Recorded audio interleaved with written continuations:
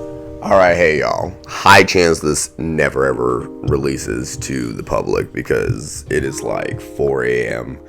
I should be sleeping, but my dog, like,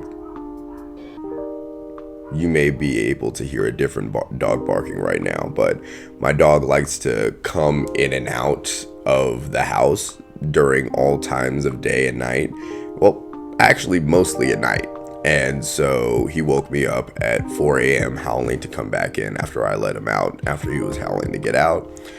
And here I am because I can't go to bed. But it's not all a loss, hopefully, because I've been wanting to talk about this for a little minute. It's called Far Sector. It's a graphic novel, a little different.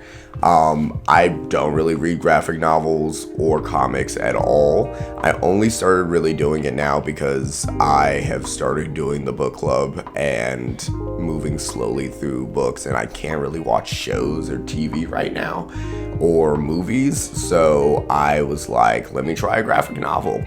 And my friend Brandon actually recommended this book to me, and it was actually really, really incredible. I had such a great time. It reminded me of a conversation that I had with another one of my friends in the past where she was like, hey, listening to audiobooks is the same thing as reading, right? And I was like, I mean, sure, but what do you mean by that? And her whole point was like, as long as you get the story, you can say, I read this book. And I was like, no, you can say you listened to it, which isn't to say that listening is better or worse than reading, but you did not read the book. That's just not what reading is. To that same point, I think the most important thing is the passing and absorption of ideas. I say that all to say that this has really, really great ideas in it. I think it's kind of what I like sci-fi to be, and fantasy too. For me, most of fantasy and sci-fi is a way to look at humanity in a different way than we're used to. You know, changing the stakes so that we are able to look at where we currently stand from a different perspective.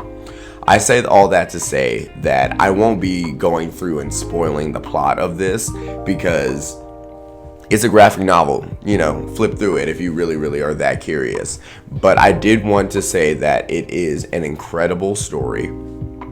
I really liked the main character. Her name is Sojourner. It might be a little like nail on the head type of name to first get into, but I really do love the name, and I would say it really, really fits her. The graphic novel is written by NK Jemisin, who, if you know me, you know I love. She wrote the Broken Earth trilogy that 5th season is a part of, or starts off, and she also wrote The City We Became. And she's just a really good writer and someone who's really good at looking at the structures that underlie society that kind of keep certain issues exacerbated or continuous. And she does that really well in this. But I'm getting ahead of myself. I think I should really just kind of give an overview of why this book was so cool to me. So it's about this black woman, right? And she is a Green Lantern, but back when she was on Earth, she's ex-military, a former police officer, and she's someone who, through various junctures of her life, attempted to be a force for justice in these different instances. But each of these institutions that she would join, she would be subscribing herself to carrying out someone else's idea of justice that most of the time was an abuse of it. She's trying to find like her sense of justice in the world, you know? And so in this last instance, she is a police officer, and her white partner starts beating up this black suspect, quote unquote, and she freezes in the moment. And then later she reports her partner, and then her partner gets paid leave and she gets iced out of the police department. And so she's just so disillusioned because she's gone through the army, she's gone through the police, and the whole reason she got into these institutions is because she came from very insecure beginnings, and by insecure I mean like very literal lack of security. And so she wanted to be that force of security for people in the world, and so she went to these things that the world told her would be the vessels to do that, and she found that in each one of those instances she was becoming the problem. So she's super disillusioned. She runs into a Green Lantern at a bar, I believe, and the Green Lantern gives her a ring and this one last chance to go do her shit, right? So she goes to this planet, right? It's not a planet, it's really like a universe. It's a mix of 3 different worlds, and each different world has a different type of people on it, that over the worlds, like, they all kind of grew into one people and they live together now.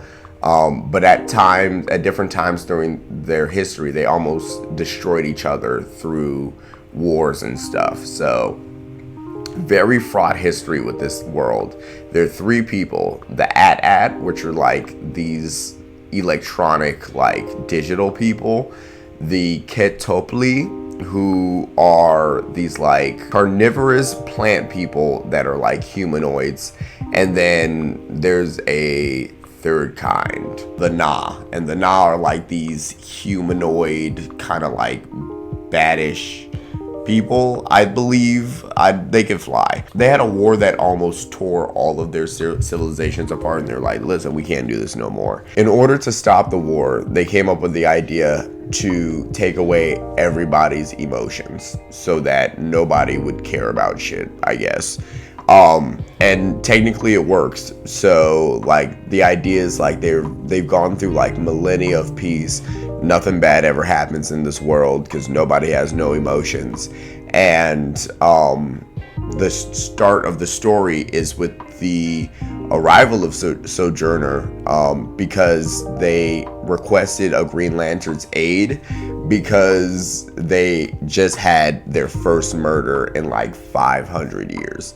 And it's just a really, really great book because it talks a lot about justice and resistance and power and the relationship between all of those.